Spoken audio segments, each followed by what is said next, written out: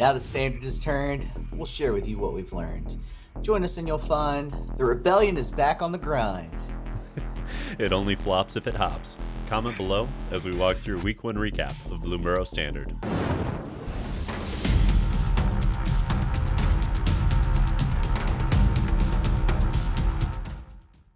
Week 1 results are in with 8 major tournaments taking place over the last week.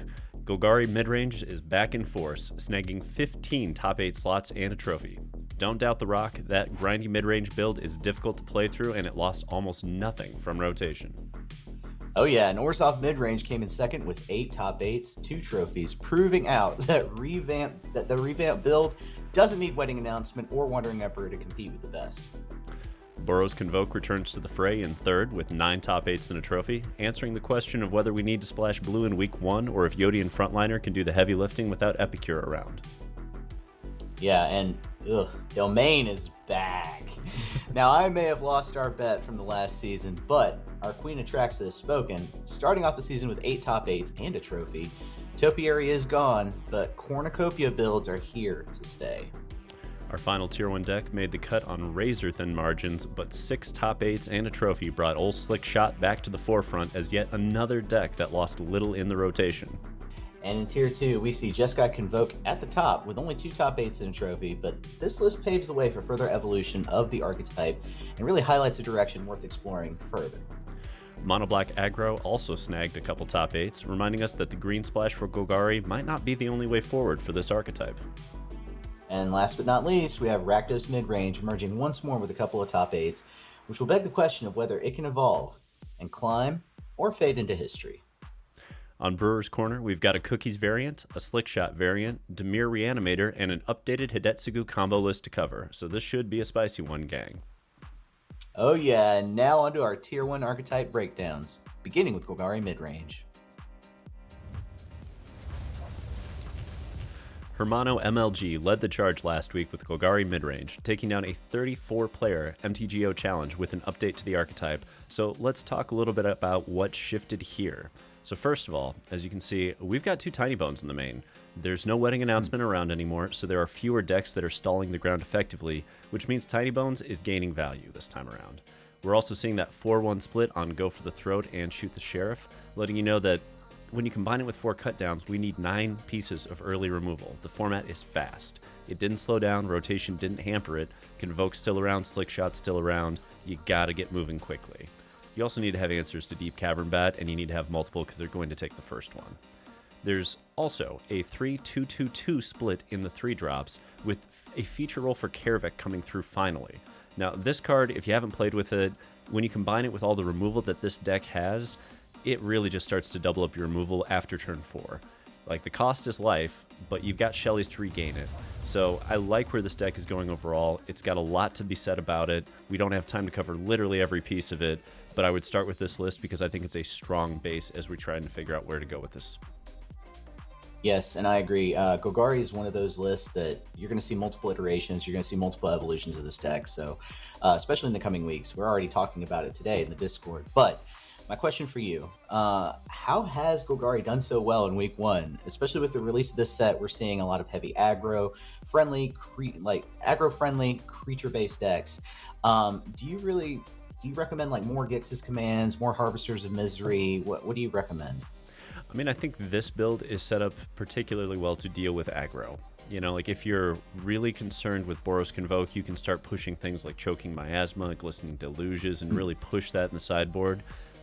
Harvester of Misery is a unique kind of card because, yes, it can come down and clean out Convoke later, but by that point, sometimes they've already pumped the Wardens out of range.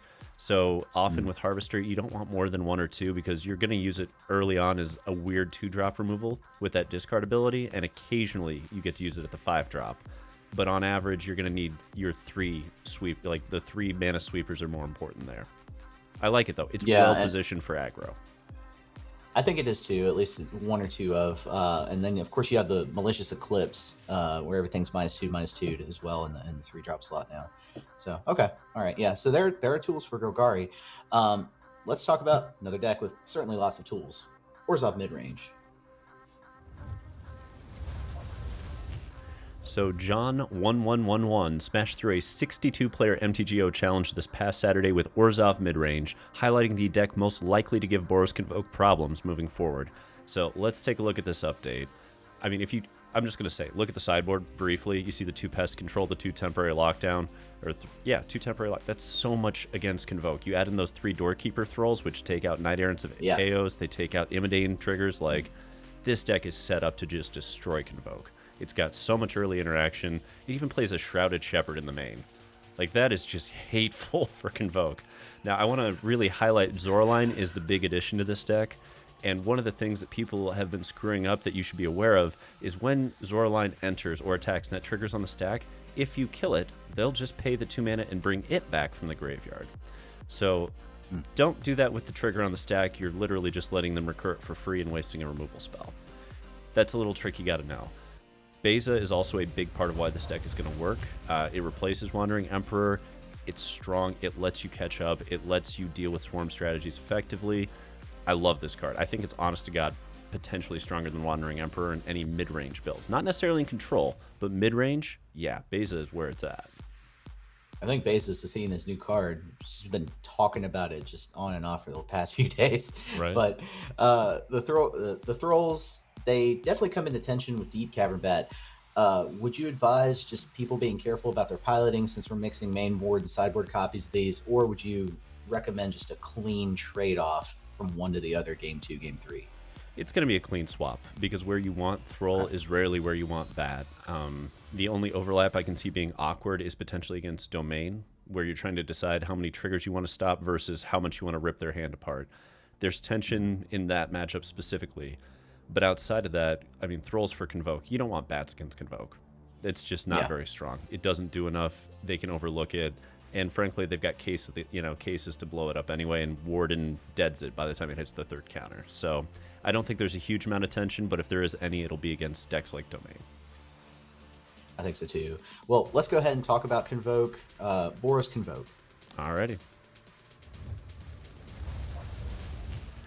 So Valero took down a 46-player MTGO challenge last week with Boros Convoke, highlighted by the fact that they included 0 new cards from Bloomburrow, merely revamping what was already available from past sets instead.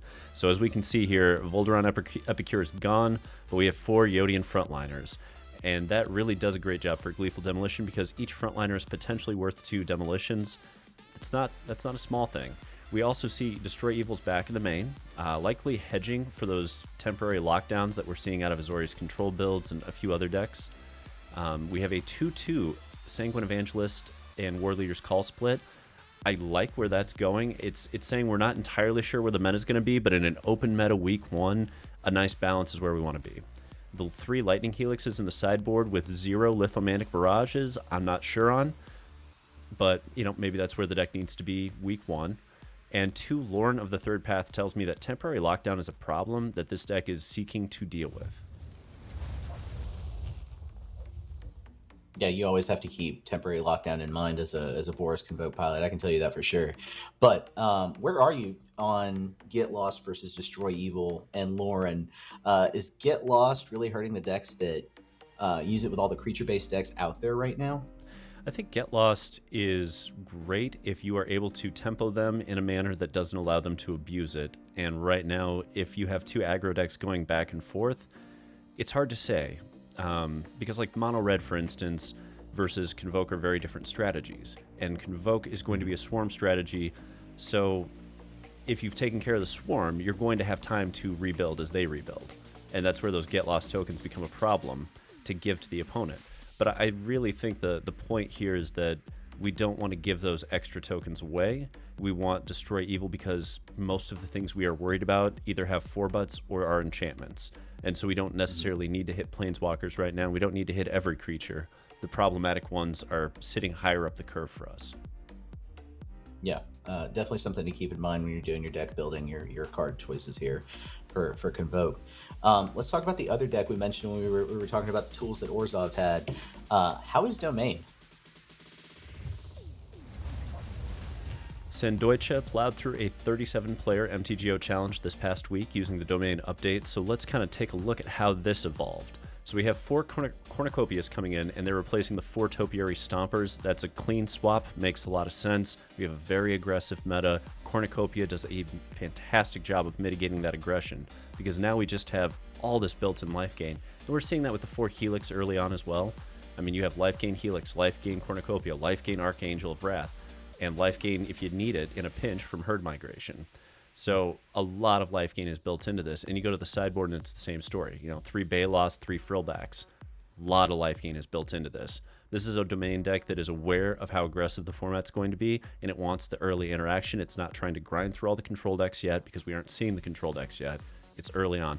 Expect this list to change a great deal as the format goes on. We've already heard rumors of a Niv Mizzet build that people are embracing over Atraxa. I'm curious to see where that goes as well. But for now, this is what's getting results, so make sure you're ready for it. Yeah, definitely going to see an evolution in this one. I'd wholly agree. Considering sort of the focus right now, though, on the low end, among the creature-based builds especially, is Beanstalk still going to be a staple for this deck, or do you think the deck will eventually lose this for something else? I think Beanstalk is a staple until we see nothing but hyper aggro. And even then, it's probably sitting in the sideboard. You just don't have cards like Beanstalk available in those colors easily. You don't have draw engines that are that reliable. And it auto replaces, basically it cycles on impact, and it's going to just keep netting you extra cards as you go up the curve. There's nothing else in those colors that does that as efficiently or effectively. And let's not forget, you don't mind having it get hit by a temporary lockdown if you're going to blow up the lockdown later, because you're going to get that ETB effect yet again on impact.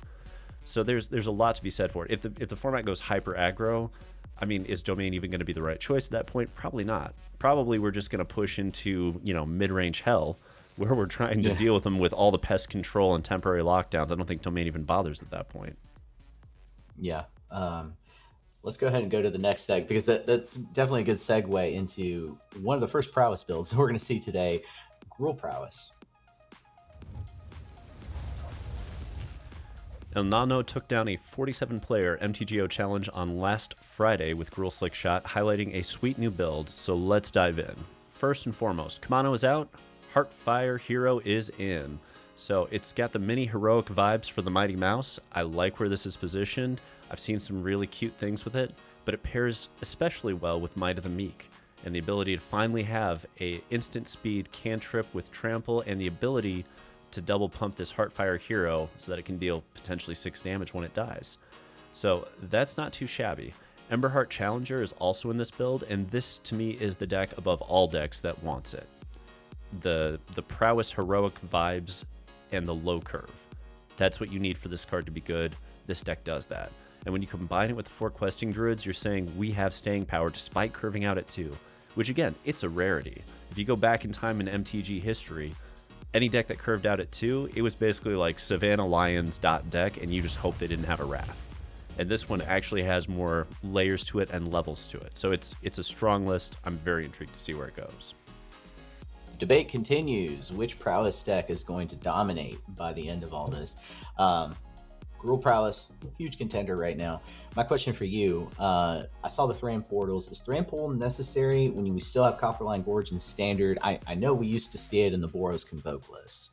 Yeah, it's really just about getting your mana base numbers where they need to be, and we use Karsten math for that. And for anybody who's watching and you don't know what that is, Google, Frank Karsten Channel Fireball, you'll see the article. It's worth reading. It's worth reading a few times. It's worth saving. I've gone back to that article relentlessly over the last 5 years.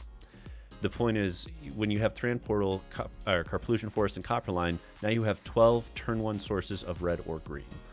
You need that at a minimum. Yet in the basics, you're up to 19 sources of red on turn 1, and I believe you're up to 13 sources of green. Now, you're not really doing a turn 1 green play, so you don't need to hit that 14th source that normally you would need to get that 90% interval, but you do need the 19 sources of red so that you can get to the highest interval, which is basically no matter what, turn 1 red is going to happen unless you just don't have lands.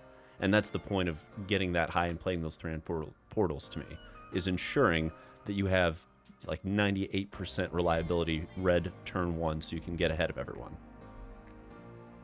Mana bases are critical, and another great segue to the next deck. We're going to drop down into tier 2 now, and I'm going to go ahead and talk about the evolution of Convoke, Jeskai Convoke. So Austin C brought home a trophy in a 50-player MTGO challenge, piloting this take on Convoke. The deck also appeared as a top 8 contender in a couple of other events. It's really safe to say that discussion around Convoke has been about how to have that critical artifact on turn 1 for Gleeful Demolition. So let's take a look at the shifts that have resulted in building this Go Fast archetype. So the advantage of going blue is access to the 4 Spyglass Sirens, right? You do get the non-creature artifact out.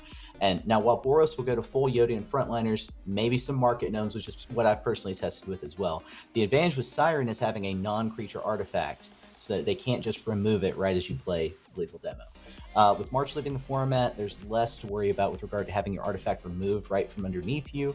And so, that's the advantage there. That's what a lot of people have been arguing. However, Pest Control is still in the format and doesn't solve for that, since that also removes the non-creature artifact. So either way, you're not necessarily in the clear. This is still hedging your bet.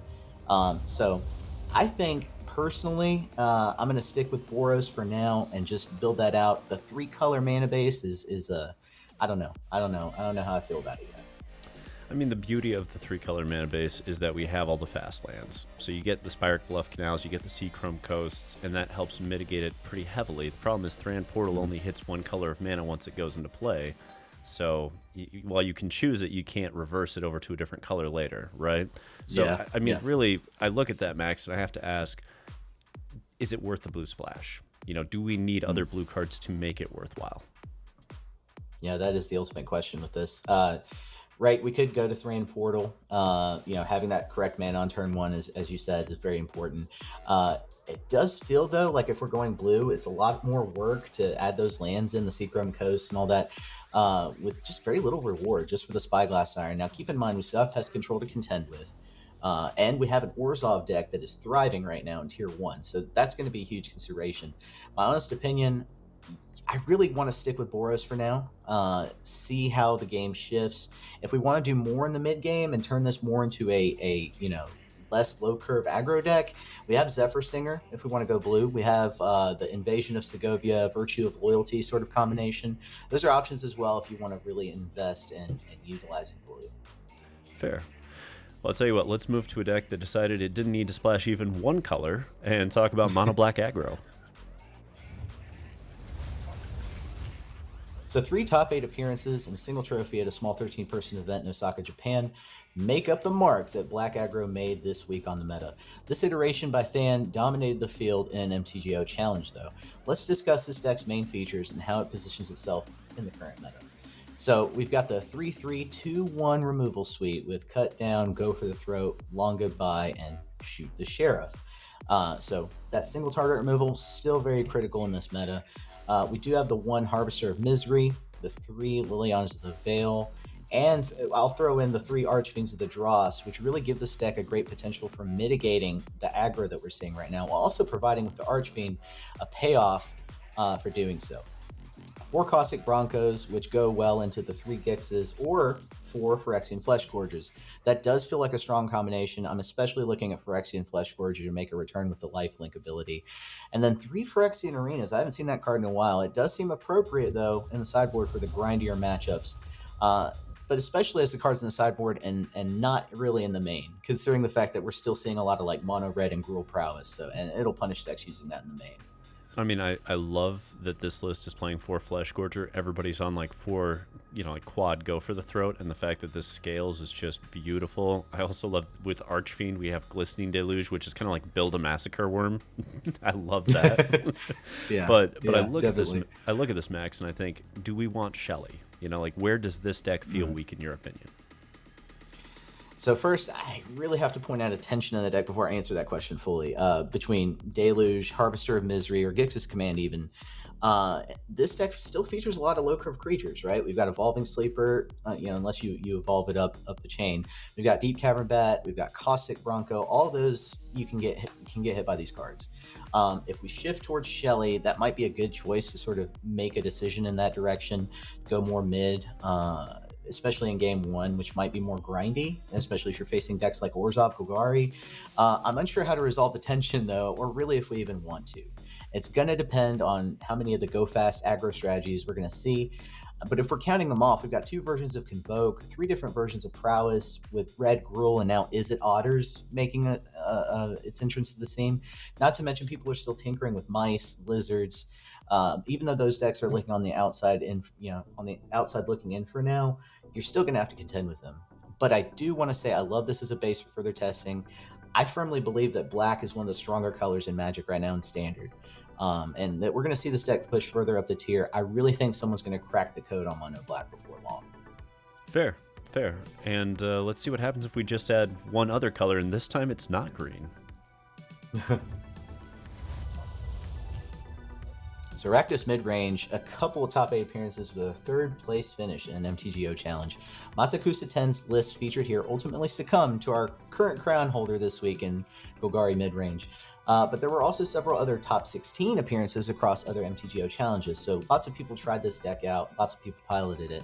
Nonetheless, let's take a look at what allowed this list to make it as far as it did.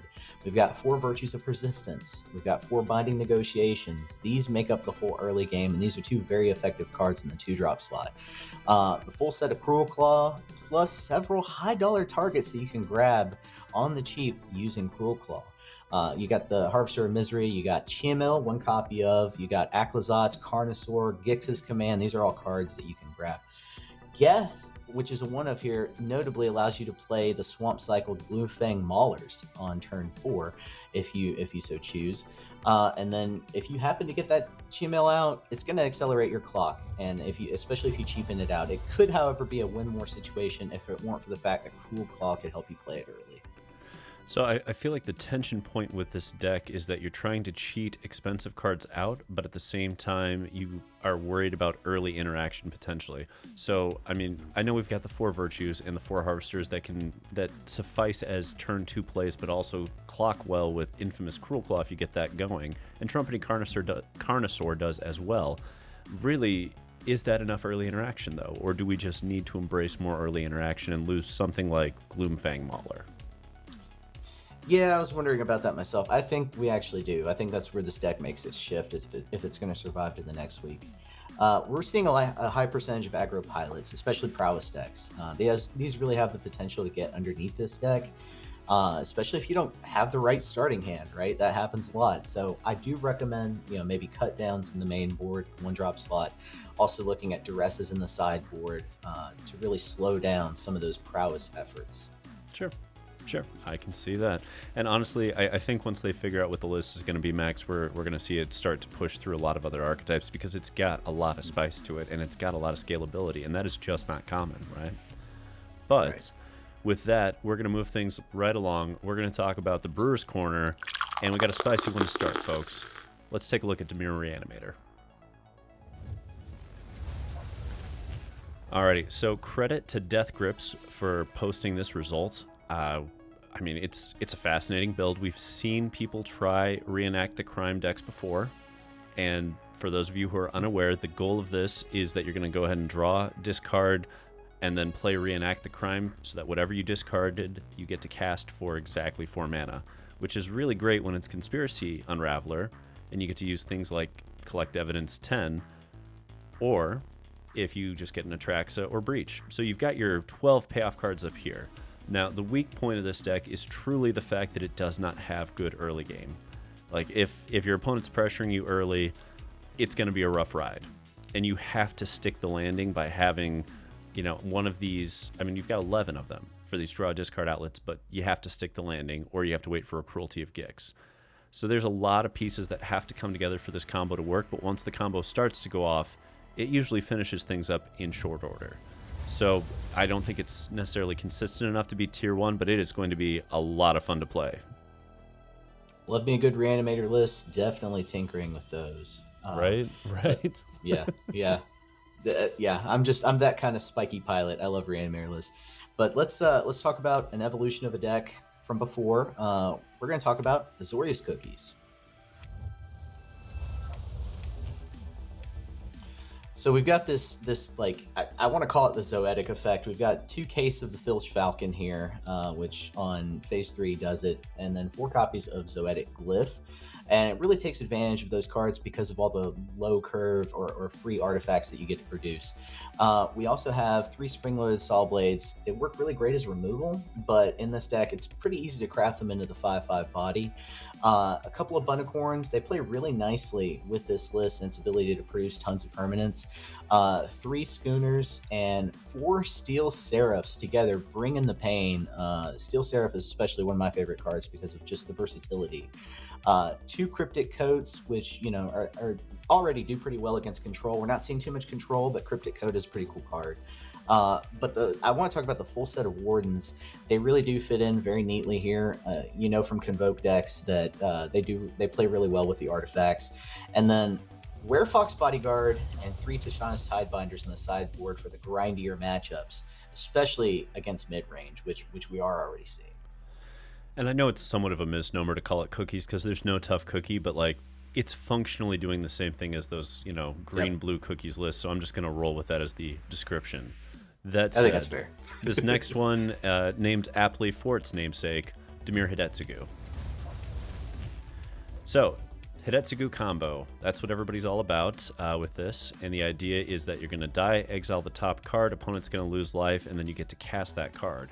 What you're trying to do with that is pull, where you can grab 2 target cards from a single graveyard, put them onto the battlefield, they gain haste, and you sacrifice them at the beginning of the next end step, which allows you, when it dies, to bring it right back. And then you just get to keep going. This also hits off of a Hidetsugu for 8 points of damage. Yeah. So it's a spicy one, and we can see where they have a lot of these. Again, this common theme between infamous Cruel Claw decks and this Dimir Hidetsugu deck is stuff that scales and has multiple modes. Where you have a 3-drop that's also a 7-drop if you get it off Hidetsugu. 8 or 6. You see the point, though. Like, these are decks that are trying to play multiple modes and kind of cheat the upper end of the curve into play. It's very clever, and I love what they're trying to do here. Very clever. I've been tinkering with push-pull and Rakdos, but I never thought to try it in Dimir. That's pretty cool. Alrighty, and let's move things right along. Last brew, let's talk about Izzet Slickshot. All right, credit to YSZZZ. Going blue for protection. That's part of the deal here, but you also have card advantage, right? So we got 2 copies of Shore Up, we've got Sleight of Hand, and Slick Sequence. The secondary payoff, aside from all those low curve instances, is Storm Chaser's talent. But this is really a signal to go. Is it for prowess? We all saw this card coming. We all thought, how is it prowess going to take advantage of this? We've got a 3/3 split of Might of the Meek and Monstrous Rage. Might does draw you that extra card. I don't know how I feel about it over, that 4th Monstrous Rage. I might do a 4/2 split, but we're seeing a 3/3 here. We already talked about Emberheart Challenger. Very cool card for Gruul Prowess, very cool card for Red Prowess, and now here in Izzet Prowess fits just fine. Really puts in work to give the deck even more access to cards, which it needs. 2 Frenzies in the main board for your removal, and I want to note the 2 Tectonic Hazards, because we lost in the festivities, but there's Tectonic Hazards still in the meta that you can play against Convoke. It's the hot new tech. There's the dad joke. We got it. All right. Love it. Anyway, that's going to bring us to our final segment, predictions for the upcoming week. Now, Max, we looked at 12 archetypes tonight. What are we noticing going into week 2 of Bloomburrow Standard? Week 1 saw established archetypes that didn't get fully wrecked by rotation solidify their spots at the top. We spent the past year watching Convoke, Domain, Slickshot, Golgari Mid, Orzhov dominate at various junctures, and all 5 are back in action again. But for those who already think the sky is falling after week 1, let's remember that this metagame is a puzzle, and the only part solved right now is the easy portion. It's not difficult to replace a few rotating cards in an archetype and slot in new ones to maintain a decent power level and plow through all the new brews in the first week. Not that we have any hate for going that path, but we use it to remind you, our audience, that we've got plenty of time to develop those brews still, especially now that the initial metagame is accounted for and you know the baseline strategies that you're going to need to beat. So get out there, start brewing. There's room for plenty of spicy meta calls moving forward, and I'm sure you'll see us on the ladder trying out everything from Golgari roots to Dimir control and back. Hell yeah. That's another week in the books. Thank you all for supporting us. Special shout out to our members who support the Rebellion by watching this all the way through. Now expect a Rebelcast release where me and Athena are going to go over our Bloomburrow experiences. And as always, me and Darth Rictus will be back next week. More analysis.